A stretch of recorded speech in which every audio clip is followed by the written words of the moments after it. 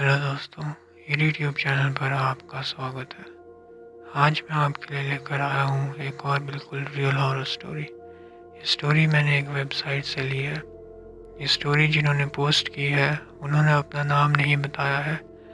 बस स्टोरी पढ़कर इतना ही पता चला कि वो एक लड़की है। तो ये स्टोरी मैं आपको उसी लड़की के पॉइंट ऑफ व्यू से सुनाऊँगा। तो चलिए शुरू करते हैं आज की कहानी। ये घटना मेरे स्कूल में घटी थी। मैं अपने किसी भी क्लासमेट या दोस्त और टीचर का नाम नहीं बताना चाहती। ये घटना 2019 के दिसंबर महीने की है। उस समय हमारी क्लास लग रही थी और मेरी एक क्लासमेट को वॉशरूम जाना था, तो वो टीचर से पूछकर वॉशरूम चली गई। पर जब वो वॉशरूम से वापस आई तो उसके चेहरे पर एक अजीब सा डर था। फिर टीचर ने उससे पूछा कि क्या बात है, तुम इतनी डरी हुई क्यों हो। फिर उसने बताया कि उसे वॉशरूम में एक लेटर मिला जिस पर लिखा है कि मैं तुम्हारे स्कूल के प्रिंसिपल को मार डालूंगा, लामा तिवारी। पूरी क्लास को ये सुन के झटका सा लगा और सब काफ़ी डर भी गए थे। और एक चीज़ जो थोड़ी अजीब थी वो थी वो दो शब्द, लामा और तिवारी। ये किसी का नाम नहीं था, पर दो अलग सरनेम्स है। तो हो सकता था कि इस लेटर के पीछे किन्हीं दो लोगों का हाथ हो। फिर अचानक से हमारी क्लास की एक दूसरी लड़की खड़ी हुई और उसने टीचर को बताया कि कुछ दिनों पहले उसे भी लामा तिवारी के नाम से लेटर मिला था जिसमें वो उसे बहुत गालियां दे रहा था।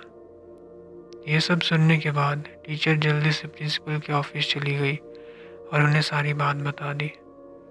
वो लेटर पढ़कर प्रिंसिपल बहुत डर गई, तो उन्होंने हमारी क्लास का हैंडराइटिंग चेक करने को कहा।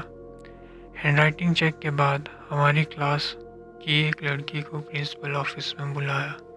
फिर जब वो लड़की वापस आई तो उसका चेहरा पूरा लाल हो चुका था और वो बहुत ज़्यादा रो रही थी। उसने हमें बताया कि उसकी हैंडराइटिंग लेटर के साथ मैच हो गई है, तो इसलिए वो मुझे इस चीज़ के लिए दोषी ठहरा रहे हैं, पर मैंने ऐसा कुछ भी नहीं किया। हम सब भी जानते थे कि वो एक बहुत अच्छी और शरीफ लड़की है, तो हमने उसका साथ दिया।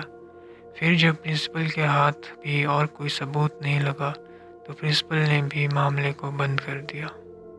पर वो अनजान इंसान या लामा तिवारी रुका नहीं और डरावने लेटर्स लिखता रहा। हमने और क्लास के बच्चों से सुना कि लामा तिवारी किसी की मौत का अंदाज़ा लगा रहा है या भविष्यवाणी कर रहा है।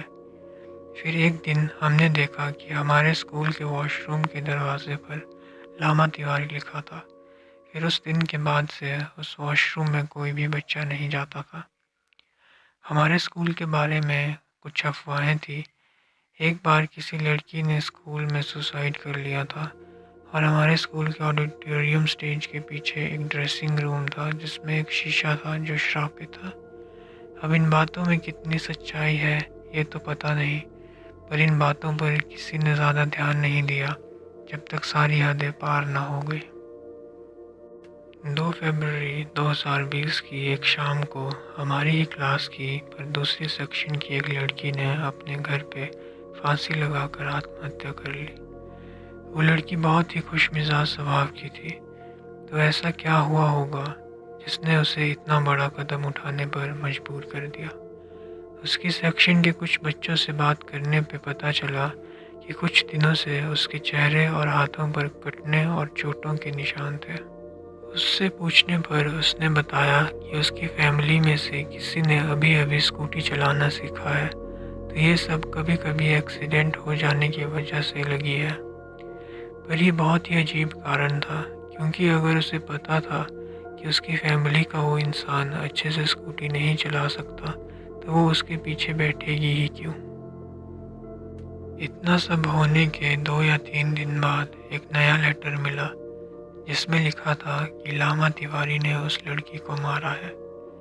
इसके बाद प्रिंसिपल ने अपना सब्र खो दिया और हमारी क्लास के दोनों सेक्शंस का बैग चेक करने का ऑर्डर दिया। हम सबको हॉल रूम भेज दिया गया ताकि टीचर्स अच्छे से हमारे बैग्स चेक कर सकें, पर सबके बैग्स चेक करने के बाद भी कुछ नहीं मिला। उसके बाद प्रिंसिपल ने स्कूल में जगह जगह सीसीटीवी लगवा दिए और ख़ासकर उन वॉशरूम्स के बाहर, पर फिर भी कुछ पता नहीं लगा। उसके बाद प्रिंसिपल ने हैंडराइटिंग चेकिंग एक्सपर्ट्स को भी बुलाया, पर वो भी कुछ पता नहीं लगा सके। फिर इसके कुछ महीने बाद प्रिंसिपल ने अपनी पोस्ट से रिज़ाइन कर दिया। आज तक कोई नहीं जानता कि लामा तिवारी कौन है। तो दोस्तों, आज की कहानी यहीं पर ख़त्म होती है। धन्यवाद।